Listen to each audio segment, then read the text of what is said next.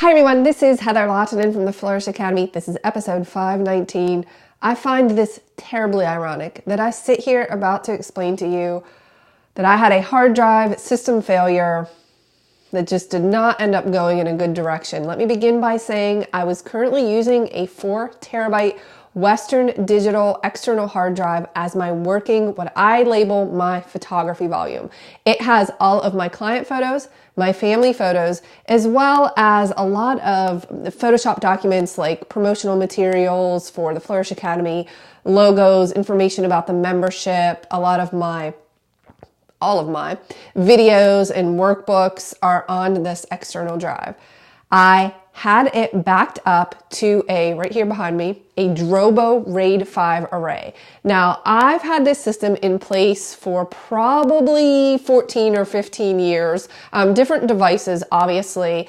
But the reason I selected a Drobo RAID 5 array was because back in the day, things like Backblaze or online solutions did not exist, and we were still looking at storing a massive amount of data.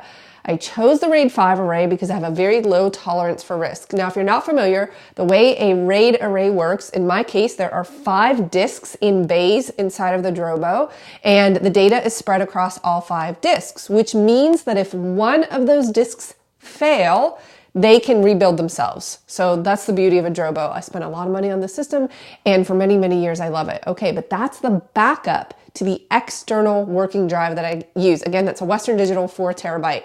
I've had it for probably a year or two, and last week it just stopped responding. I was in the middle of working on a video and nothing.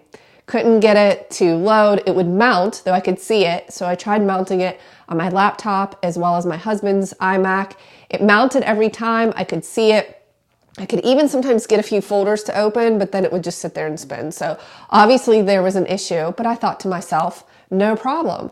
I am the queen of backups. I am always preaching the importance of having backups so that when a hard drive failure happens, because it's coming, it will be a minor inconvenience and not a catastrophe, right? So it happened and I thought, okay, this is a bummer. I'm probably going to lose some time in terms of work, but it'll just be an inconvenience. So I contact my IT director, my network storage solutions consultant, who happens to be my husband.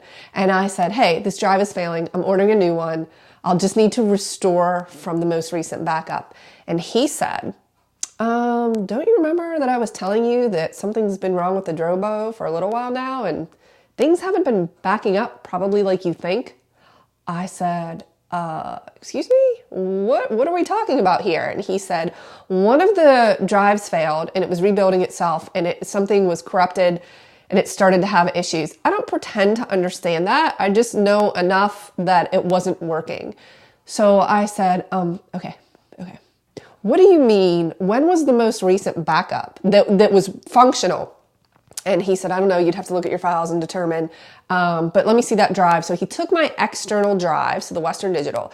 He was able to get a ton of data off of it. I don't know what kind of magic wizardry he did, but he was able to pull a lot of things off of it, but not everything before it finally just died and was unresponsive. That drive has been sent out to California. It's currently on a road trip so that we can see if we can get everything recovered because I did lose some files. I did not lose any photos, any client files. I just lost some of my work in terms of Flourish Academy, promotional material, again, some video things that have already been delivered. I just lost those files. So still not a catastrophe, but borderline, because why wasn't the Drobo system working? By the way, I have 2 of them. I have 2 of those Drobo setups. One I have as a network attached storage. The other is direct attached.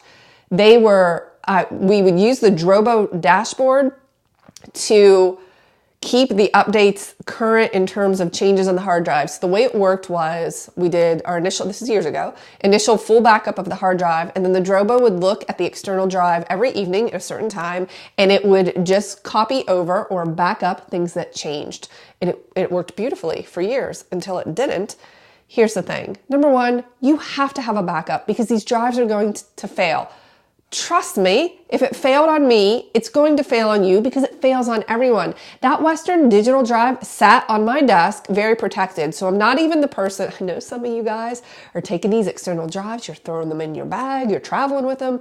I think that's risky behavior. I've not done that. Now, these are not solid state drives. That means there are moving parts. So there's always some risk that something is going to happen.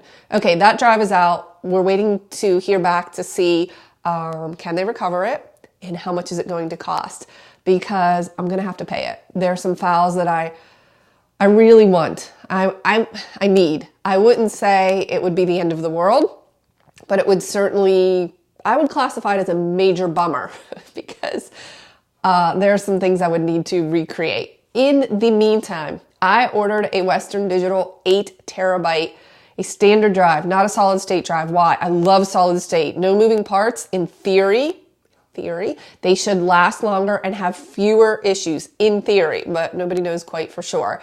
But they are astronomically expensive when compared to a traditional hard drive. I found a 4 terabyte SSD that was around $800. My 8 terabyte standard drive was $139. So yes, I took the inexpensive road out. That drive is here. It is up and functioning.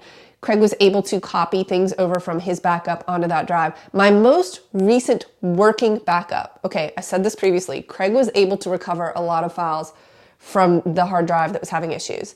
But my most recent backup from the Drobo, I can't say for sure because I don't have the dates, but it looks like it was probably 6 to 9 months ago. Again, I didn't realize, I guess he had an inclination that something was going on. Clearly we need to work on our communication in this business because I didn't know that it's where it was. So a couple of things are going to happen. I'm waiting to hear back to see about the drive. I have the new one up and running, but we're exploring new solutions. I don't think this Drobo, I mean, it's great. She's a beast. She's got 5 bays. She's got giant drives in her. They're all churning away. Are they working? I kind of feel like I don't trust it now. Although it's probably not the Drobo. It's probably not the device itself. Possible, but it's probably one of the drives or multiple drives inside of there. So I'm going to do a cost-benefit analysis for myself to determine if it makes more sense to keep working with the Drobo or to invest in something like Backblaze, which I understand is very inexpensive. I'm not sure about the cost in relation to the amount of storage, but I do know that I have a lot of files. I would probably, on that drive, that 4 terabyte drive, it was probably halfway full. Maybe 2 to 3 terabytes of things that I would want to back up online. Terabytes.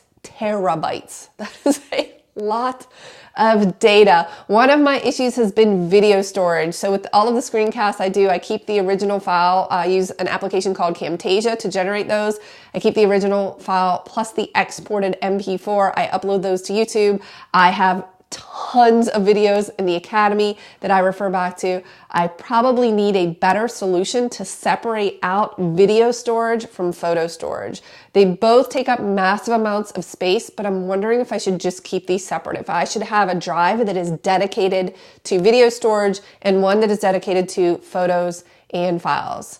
Magdalena says, this is good to know. I bought this off of Amazon. Is this something similar to what you have? Okay, I can't see the photo on the video, but I will definitely check it out. So listen, in theory, people ask me all the time, what drive should I buy? You guys, it doesn't matter. A drive is a drive. It doesn't matter.